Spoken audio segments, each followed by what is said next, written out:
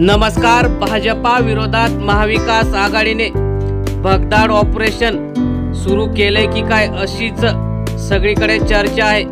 भाजपामधून रोज कोण ना कोण आजी माजी आमदार, खासदार, माजी मंत्री हे महाविकास आघाडीत प्रवेश करत आहेत। दोन बड्या नेत्यांनी सुद्धा आज महाविकास आघाडीत प्रवेश केला।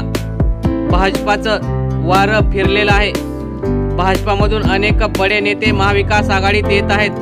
लोकसभेत झालेला राज्यातला दारुण पराभव आणि भाजपा शिंदे अजित पवार यांच्या विरोधात राज्यात असलेली नाराजीची लाट, त्यामुळे सत्ता बदल होणारच हे निश्चित असताना आता भाजपाचे हे बडे दोन नेते फुटलेले आहेत। विदर्भात आणि मराठवाड्यात भाजपाला जोरदार धक्का बसलेला आहे। मराठवाड्यात आज अशोक चव्हाण यांचे मेहुणे आणि माजी आमदार भास्करराव खतगावकर पाटील आणि त्यांची सून मिनल पाटील यांनी सुद्धा भाजपाला सोडचिठ्ठी दिलेली आहे।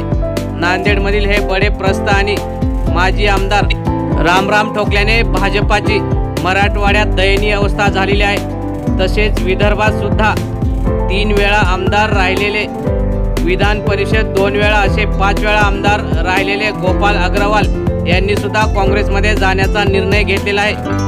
विदर्भात अगोदरच दयनीय स्थिती भाजपाची सुरू असताना या गोंदियाच्या आमदाराने सुद्धा काँग्रेसमध्ये प्रवेश करण्याचा निर्णय घेतल्याने आता विदर्भात सुद्धा भाजपाला गळती लागलेली आहे। विधानसभा निवडणुकीच्या तोंडावर अशी गळती पुन्हा सुरू होईल का?